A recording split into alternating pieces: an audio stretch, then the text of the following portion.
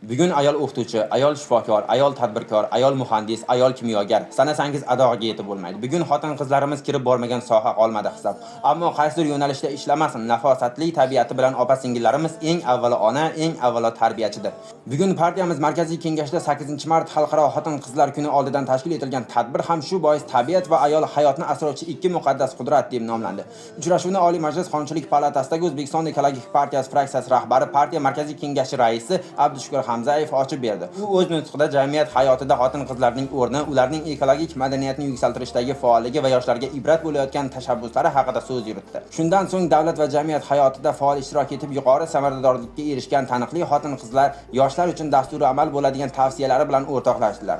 Xususan O'zbekiston Respublikasi Kambag'allikni qisqartirish va bandlik vaziri o'rinbosari Ra'no Turdiboyeva o'zining mehnat faoliyati orttirgan tajribasi hamda yoshlar, ayniqsa xotin-qizlarga berilayotgan imkoniyatlar haqida fikr bildirdi. Shundan so'ng davlat va jamiyat hayotida faol ishtirok etib, yuqori samaradorlikka erishayotgan taniqli xotin-qizlar yoshlar uchun dasturi amal bo'ladigan tavsiyalari bilan o'rtoqlashdilar. Xususan O'zbekiston Respublikasi Kambag'allikni qisqartirish va bandlik vaziri o'rinbosari Ra'no Turdiboyeva o'zining mehnat faoliyati orttirgan tajribasi hamda yoshlar, ayniqsa talaba qizlarga berilayotgan imkoniyatlar haqida fikr bildirdi. Uchrashuv yakunida talaba qizlar tomonidan berilgan savollarga javoblar berildi. Ularning fikr va takliflari tinglandi. Bu kabi uchrashuv xotin-qizlarning jamiyatdagi faolligini yanada oshirishga, ularni ekologik va ijtimoiy tashabbuslarda faol ishtirok etishiga xizmat qilishi bilan ahamiyatlidir.